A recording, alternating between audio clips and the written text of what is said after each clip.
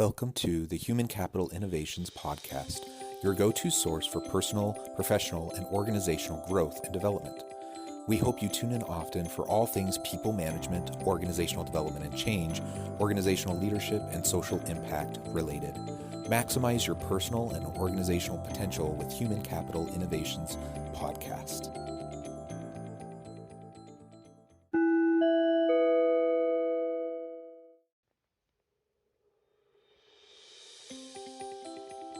Welcome to the Human Capital Innovations Podcast. In this HCI podcast episode, I share my recent conversation on the 99 Challenges podcast about how to become a better leader.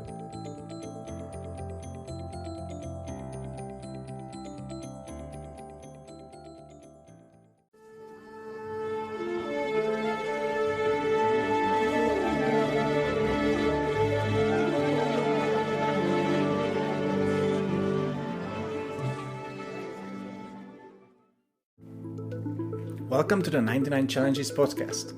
On each episode in this show, we bring you one challenge that your business can face and invite experts to provide insights on overcoming these challenges. Hello and welcome. I'm your host, Peter Benet, founder of Anywhere Consulting. In today's episode, we will talk about leadership. More importantly, how anyone can transition from an expert to a leader. To discuss how we can learn leadership skills, I invited John Westover, who's a professor in HR and partner and principal at Human Capital Innovations. Hello, John. Welcome to the show. Thanks for having me. It's a pleasure. Lovely. So the first question is always to get some intro on what are you doing. I understand that you are working with and for Human Capital Innovations. What are you doing with Human Capital Innovations, and what is the main service that you're offering, and what's your story so far? Yeah, thank you. And again, thank you for having me on as a guest today. It was fun to have you as a guest on my podcast recently, I think just a couple of weeks ago. So you're returning the favor. Human Capital Innovations is a consultancy firm that I started back in 2007. And I was finishing up my PhD, and I love doing research. I love the academic pursuit and I love teaching, but I also wanted to continue doing practical work to help leaders and organizations. And I'd done that in the past with my work experience, both as an internal and an external consultant working with companies. And so I decided I'm going to start my own firm. I had a founding partner at the time. And since then we've grown to bring other people on the team. And I finished my PhD, I became a professor, I have a full-time job at the university, but I've always done the consulting work with Human Capital Innovations on the side. And really, a little over a year ago, leading into the pandemic, I decided I'd hit a certain stage in my academic career where I'd progressed and reached the level of full professor. I decided I wanted to commit more time and energy towards the consulting work. And then the pandemic happened, and it actually coincided quite nicely because I wasn't traveling as much. I was able to focus some more time on some of the particulars of the business. Anyway, so we can get more into that. But Human Capital Innovations, as the name suggests, it's all about maximizing the human capital potential within an organization. So leaders, individually, we need as leaders to be able to maximize our own potential, but a huge part of leadership, probably the most important part of leadership, is helping other people, the people in our teams, the people within our organizations, to maximize their own potential. It's when they maximize their potential that they're going to be able to help the team and the organization be successful. That's the kind of environment that breeds a positive workplace culture, high levels of employee engagement, innovation, and creativity. And ultimately, that's what we need to bring value to the market on a continual basis in a hyper-competitive global marketplace. So that's what we do. We help organizations with training solutions, assessment solutions to figure out where their organization's at, where are they at as a leader. We also do coaching and change management consulting as well. The whole goal is to try to help organizations be their best possible selves, if we're thinking of an organization as a person, but then each individual within an organization, including all leadership, to be their best possible self, to make it a rich, fulfilling environment for everyone involved. That's really great. Thank you for sharing this awesome story. If you're working closely with leaders, I suppose, what do you think? What are the main or crucial or key challenges that they approach you with? Yeah, I think most people who find themselves in leadership roles, and when I say maybe I should step back for a second and Sure. clarify. So I think all of us are leaders. All of us have the potential to influence those around us. All of us Mm-hmm. have the opportunity to be change makers within organizations, within our communities. So everyone can and should see themselves as a leader. But if we Mm-hmm. look specifically at the formal leadership roles within an organization, so you have, the CEO, C-suite, all the way down, anyone who supervises or manages people, they're formal leaders with a formal leadership role. And most people who find themselves in those formal roles typically don't have a lot of training in how to be a good leader. They usually find themselves in that role due to their technical expertise. Perhaps, they were really great at sales, and now all of a sudden they're leading a team of salespeople. Now, being great at sales isn't the same thing as being a great leader of salespeople. That's a different skill set. And so what we see in organizations all over the world is that you have people elevated to a role that they don't have any particular training in or understanding about. And so what do? The default becomes, what did I see other people do in my past? So if they happen to have come up in an organization where they've had good leaders who have managed really well and who have been empowering and engaging and motivating and such with a healthy culture and a healthy environment, then they will tend to model after that and continue that along. But the opposite is also true. And unfortunately, the more common reality is that you have people who don't really know how to lead effectively. They're perpetuating dynamics and cultures and approaches that aren't healthy, that aren't helpful, and actually can hurt the team and the bottom line of the company. And it's not because they're doing it on purpose. It's not like they're setting out saying, I'm going to try to stick it to my people, but they don't know any different. And so they're just doing what they've seen in the past. So the biggest thing I think we do when we work with leaders is to try to help them first acknowledge where they're at and where some of the gaps might be, set some goals on where they can develop, and then help provide the tools for them to develop those skills over time. Because leadership skills and capabilities are learnable. I fully believe in a growth mindset, and I believe everyone has the capacity to lead and influence and be a positive change maker with others in their lives. And it's just a matter of being able to step back and recognize that, yeah, we don't know what we're doing. We need some help. Bring people in to help you. Awesome. We will get back to that learning curve, by the way, because that's really interesting. But before we do that, what I personally saw a lot is that there was a huge gap between managing people and, as you said, and it's a great keyword, influencing or leading people. And there's a huge difference between the two. Not all influencers or leaders are great managers, and most of the great managers are not really great leaders. So how do you see that? Yeah, there's definitely a difference between management and leadership. Management involves processes, Yeah. procedures, those sorts of transactional types of issues within an organization. And those are important. You need someone to be an effective manager so they can stay on top of schedules and processes, the operations side of the organization, and the people involved with carrying out the various tasks and responsibilities. Leadership, though, is something quite different.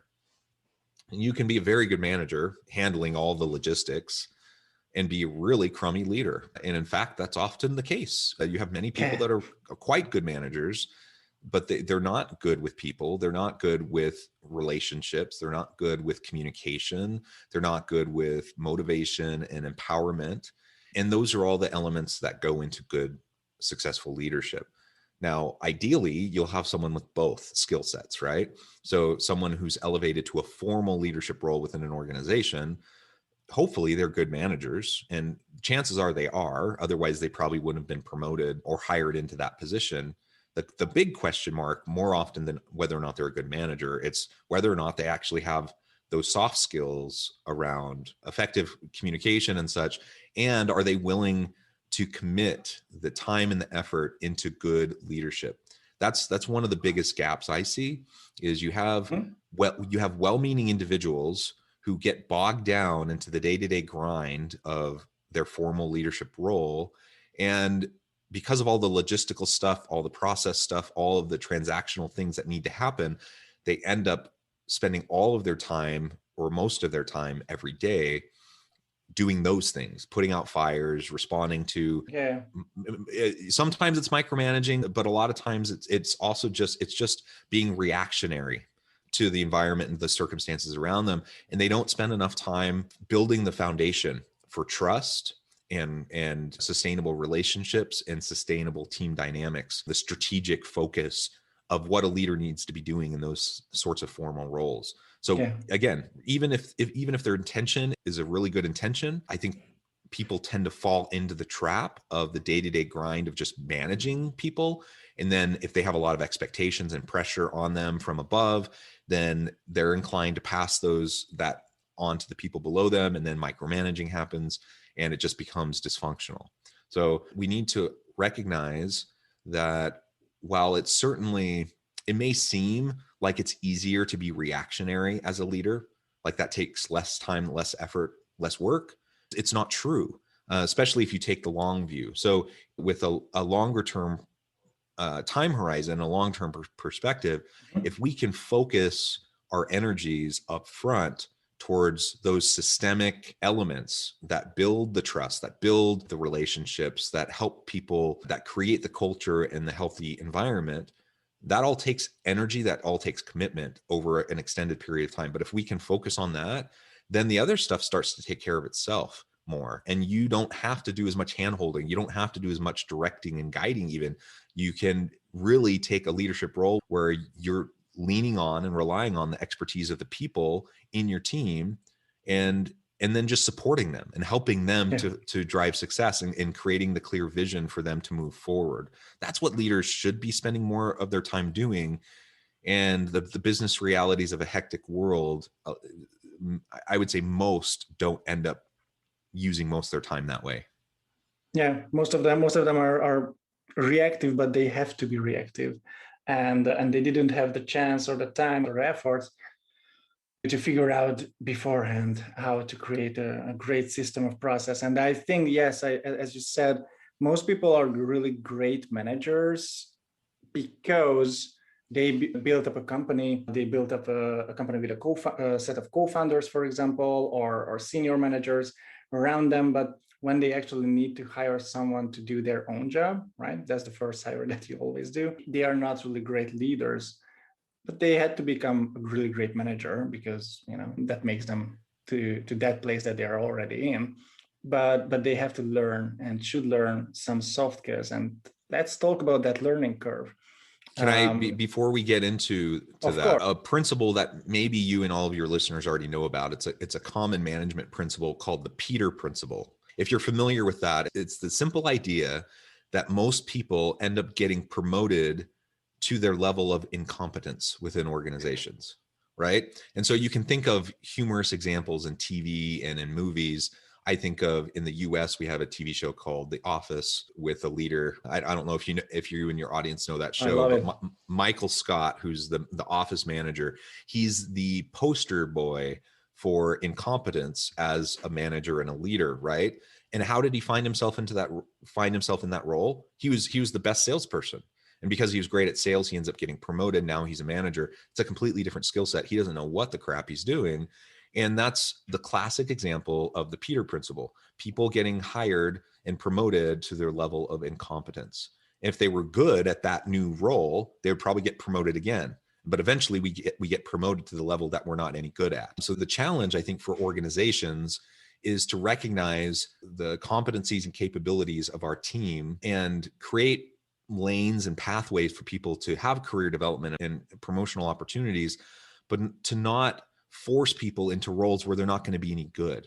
So the Michael Scott example, he didn't need to be an office manager. He could have kept being a salesperson, made a lot good money, been very successful, very happy, right? But instead, he ends up finding himself in a role that he's not any good at. And then we end up perpetuating that across the organization with lots of people in lots of roles that they're not any good at.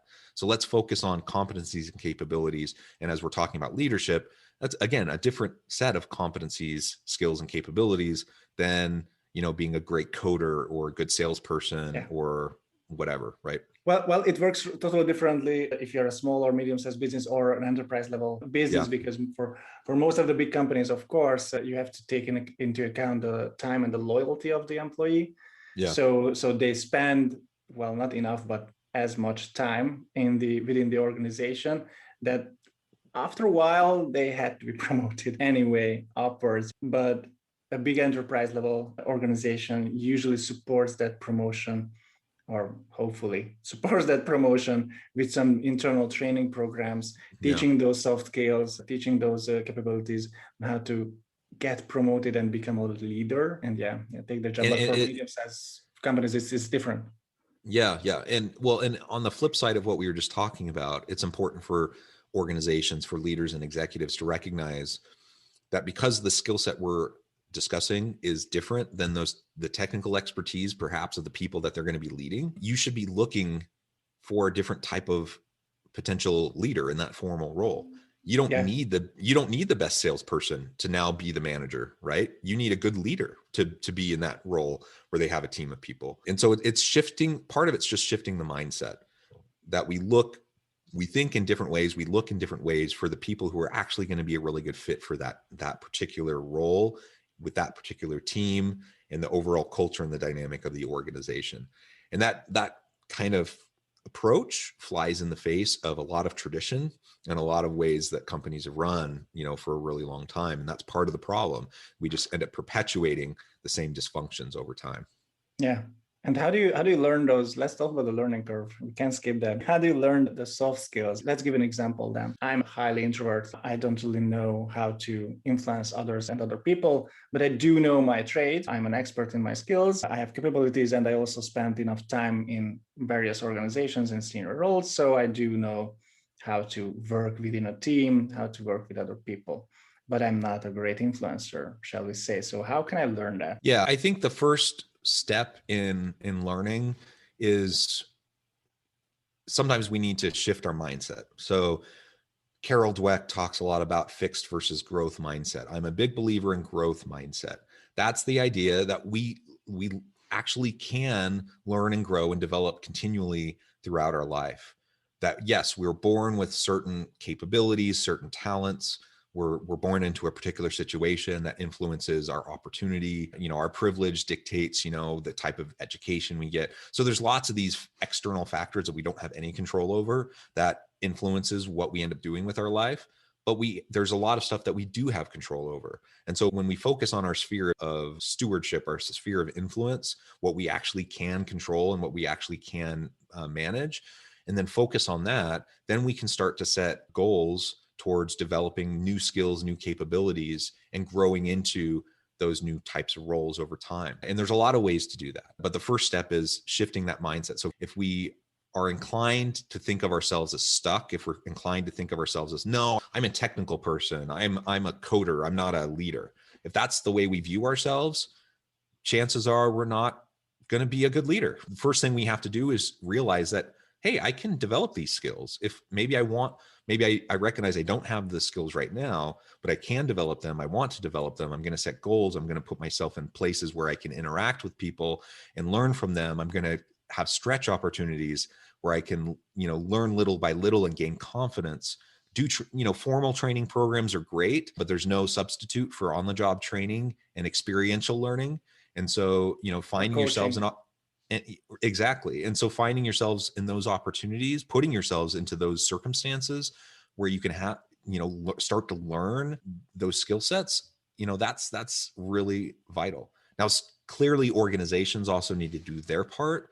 So if I'm an executive or an organizational leader, or say an HR manager or the CHRO in an organization, I have responsibility for the learning and development of the people throughout the organization. So hopefully I have set up career pathways, career lanes, and I target individuals that are high potential individuals, and I involve them in training and development programs, mentoring programs, coaching opportunities, those sorts of initiatives, so that you can have a continual pipeline of really great people learning and developing as they go throughout their career.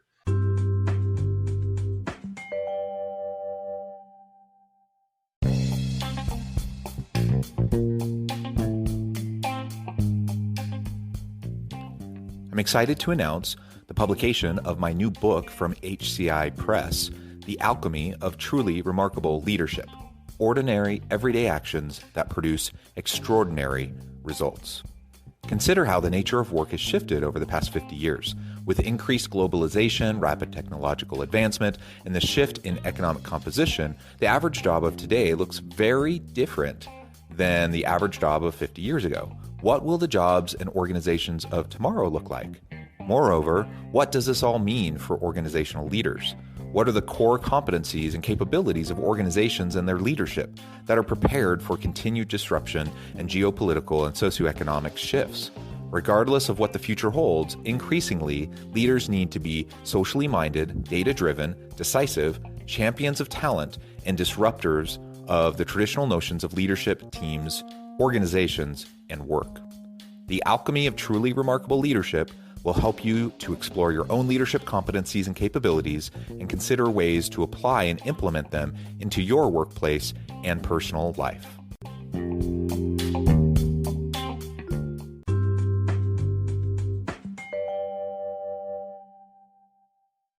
We also need to recognize that life stage matters. And so some people, say in their 20s, out of college, they're a coder and they're just really great at it. They love it. They like the money. They like the lifestyle.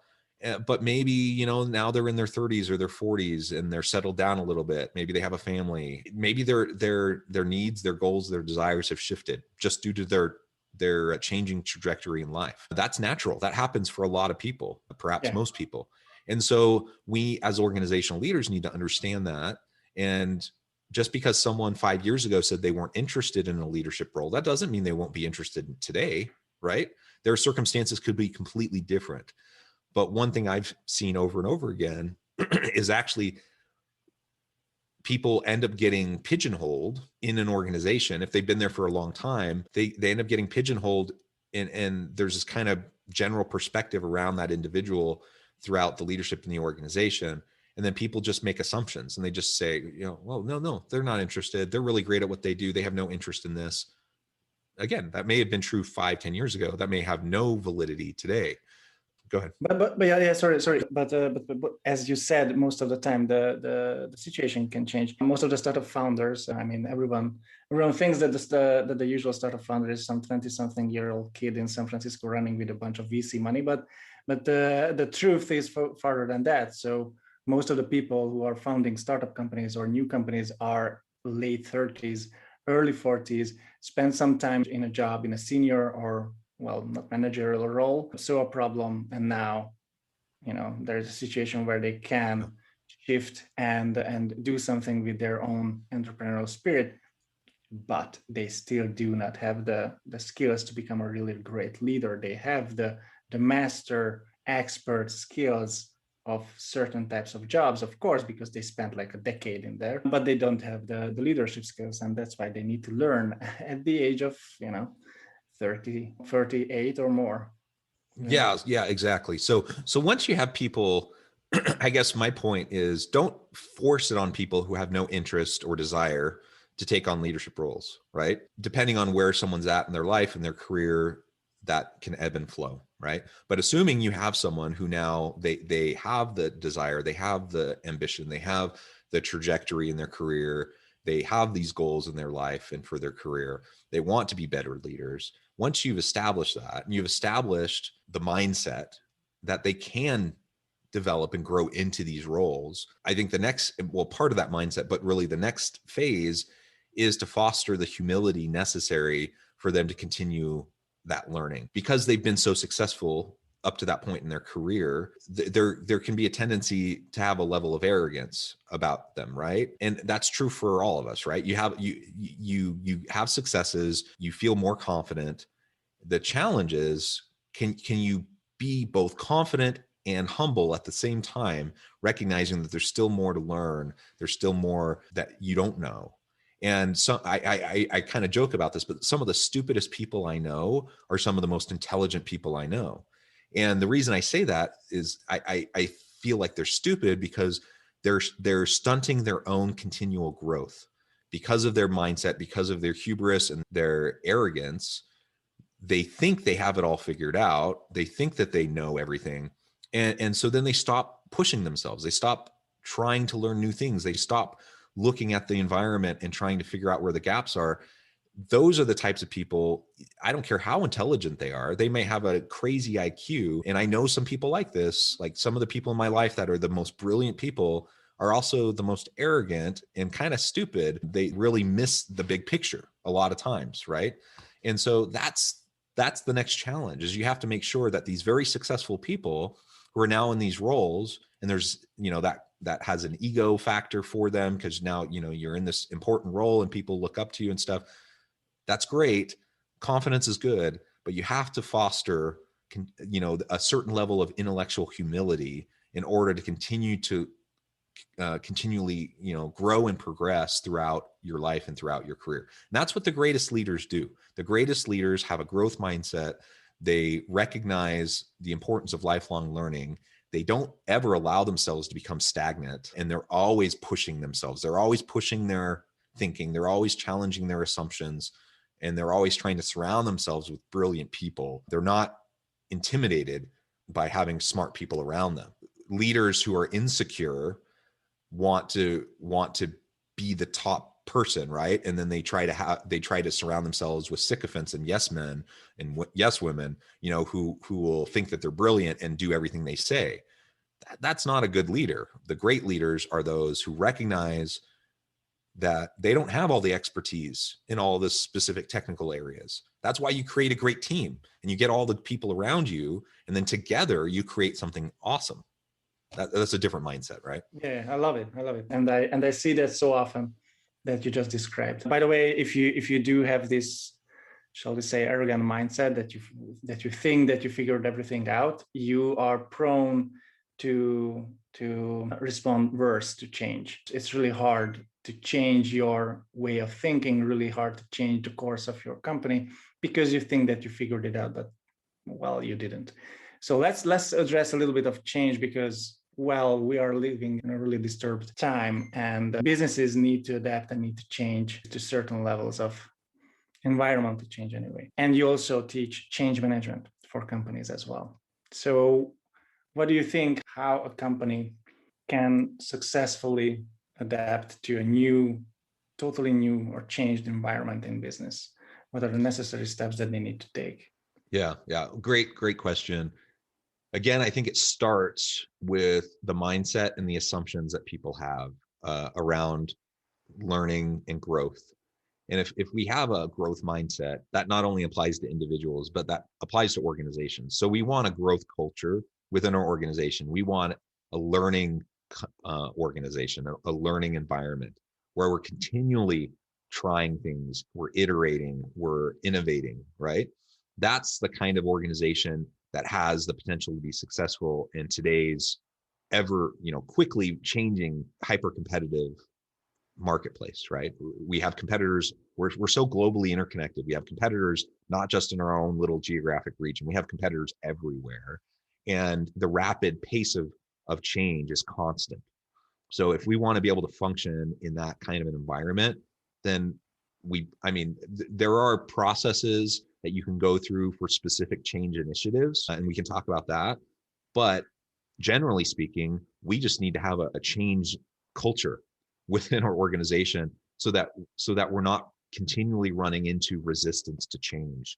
Because the human tendency, if we don't proactively create an alternative paradigm and culture, the human tendency is to resist change because we like certainty, we like comfort and stability. And so organizations, the traditional organization is set up to perpetuate, sustain, and move forward the status quo. That's why bureaucracies were invented. Yes. So institutional structures exist to continue the existence of the institution. So if you want to change, then you have to break down the resistance, and you have to create this culture where everyone just knows and expects, like, yeah, we're learning, we're growing, things are going to constantly be changing. That doesn't mean it has to be a threat. And in fact, it's the opposite. If we create that kind of a learning environment, we are better positioned to continually respond to the ever shifting marketplace, to continue to drive value, which means the organization is going to be more successful, more sustainable, and our jobs are more secure. The most insecure we will be is if we're stuck in an old way of doing things and everything changes around us, we're slow to adapt or to pivot, and then all of a sudden, we're filing for bankruptcy and everyone loses their job. So, Yeah. I mean, I know it's kind of counterintuitive, but that's the kind of environment we need to create. Once we can start to create that kind of environment, then we can start to go through, specific processes, in dealing with specific change initiatives. So say tech integration, maybe we have some new technology we're trying to use throughout the business, or digital transformation, and utilizing that technology better across all areas of the organization. Maybe you have a new hierarchical structure. Maybe there's a merger or an acquisition. Maybe you're trying to bring on a new executive or a new division and that you're spinning up to address a new need. And so there's shifts related to that. There's all these different specific types of change initiatives that an organization might decide they need to undertake. And then, there are processes to try to go about doing that. Yeah. And I think vision, this is where the vision comes into the play, into the picture, because what I see also, even so more regularly now, that a company, because of a huge change and constant change within the business environment, they are also embracing change usually. So they are changing within and with the environment, but that also has some wild side effects, right? So without the vision of the leadership, usually what happens with this constant changing is that the team around the leader gets tired of the constant switches of focus, the constant switches of change that's implemented. And we call that change fatigue, right? Yeah, it's changing. Yeah. So change fatigue is a big problem. And I didn't mean to cut you off, but no, that's fine. Part of the issue that we need to face is, again, creating a culture of continual growth, continual development, continual iterations in our processes, our policies, practices, procedures, the products and services that we create. All of that, we're continually iterating. If we can create that environment, that's wonderful. The change fatigue that I see really hitting organizations the most, it happens when you have continual change that doesn't make sense. So maybe it's a leader, it's like the latest flavor of the month, the new fad. So whatever, you're chasing the fad instead of chasing the strategic direction of what the organization needs to do to be successful. When you connect the change with a clear why back to the vision and the mission of the organization and how it's going to help the people do their jobs better and be more successful, there's still going to be some resistance, but it's going to be way easier. But when you just have continual fad chasing and you're going after the next thing, people get so tired of that so quickly, and they don't see the benefit of it. And so then that's where the resistance really gets built up, and that change fatigue really takes hold, and that is toxic. So that's certainly not what we want. Yeah, and also see that it's come up with certain age gaps, by the way. The change fatigue and the constant changing, usually it's around above 50 when they don't really know how to respond to changes around the environment because of the lack of leadership skills and vision, but they're still embracing the change. And also I see that it's very same with very young people when they are also in this instant gratification thing, and here's the new trend, so I should jump on at that. And that leaves most of these organizations in a constant changing environment. And that's really tiring for the team members usually. Yeah. What do you think the psychological effects of the business environment, and talking about, for example, the COVID situation that we do have right now? I think it really creates personal and also business anxiety as well. As a leader, personally, I do think that it's totally fine to show that anxiety to your team members honestly, and make it a little bit more transparent. Yes, I'm also a human. Did you know that? So Right. that's really important. But I'm not sure how, or what would you advise how to deal with that anxiety, that stress level that is not from within your organization because of you're doing something wrong, but it's something like external Yeah. coming from your environment. Yeah, it's a great point. And right now we can talk about the pandemic, but it's, there's all sorts of disruptive things It can be happening all around anything. us. Yeah, yeah. It can be anything. And I think one thing that we've learned, we knew about this before the pandemic, but I think we've really zoomed in on it, and really more and more people recognize it today than maybe a year ago, is the importance of empathy in the business place, vulnerability and authenticity. You mentioned transparency. So I think those all go together. So the traditional model of like a strong, powerful, confident leader isn't really compatible with this idea of a vulnerable leader who admits to difficulties and challenges, who admits to stress and anxiety and whatnot. But when we can do that with our people, it does a couple things. One is it's just we're more genuine and authentic, which means people can trust us more. It's people aren't stupid; they know stuff's going on, and so we just need to be open with them. But when we're vulnerable and when we're showing genuine compassion and empathy, it gives our people permission to do the same, right? Everyone's Yes. dealing with these difficult challenges. We're not fooling anyone if we just have this workplace environment where everyone shows up, they check all of their personal stuff at the door.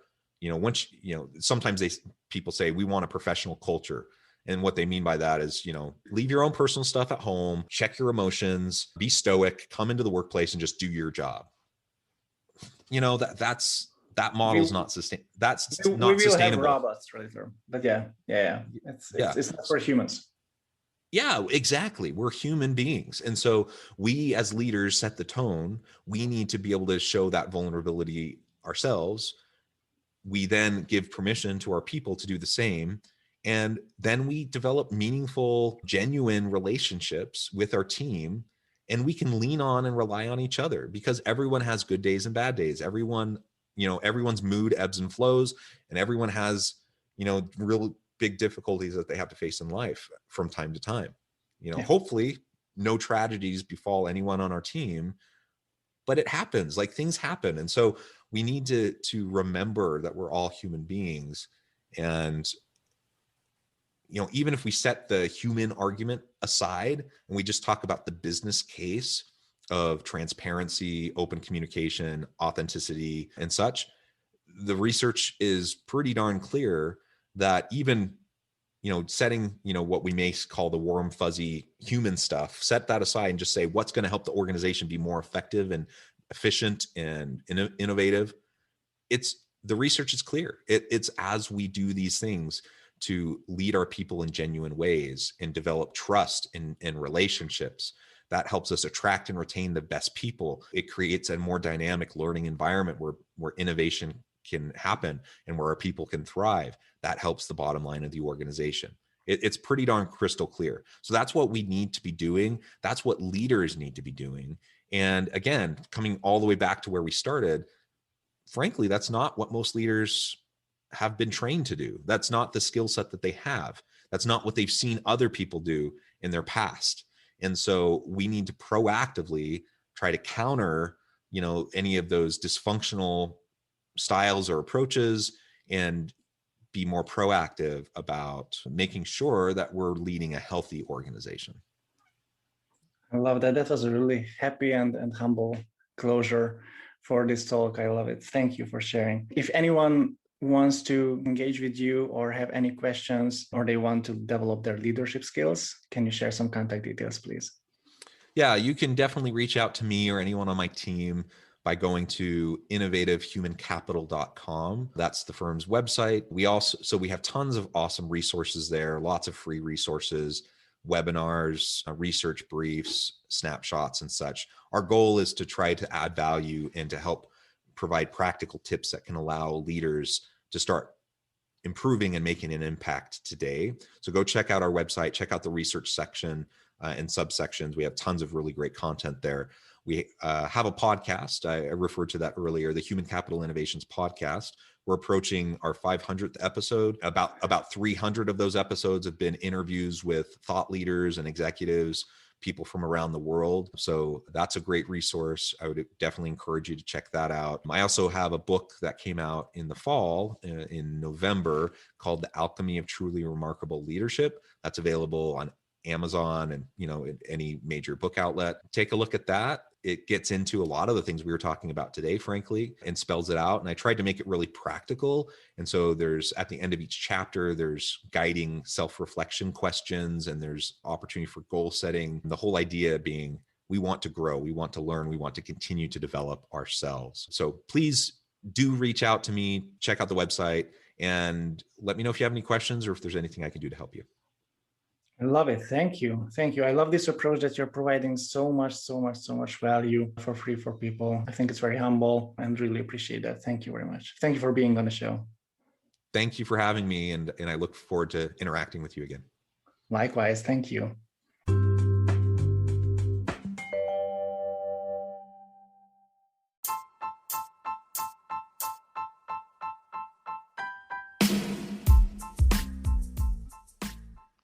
We are excited about the launch of HCI's new magazine, Human Capital Leadership. Human Capital Leadership is a free, interactive e-magazine designed to help individuals, leaders, and organizations find innovative approaches to maximize their human capital potential. We will be publishing issues quarterly in August, November, February, and May. Check out the first issue and let us know what you think.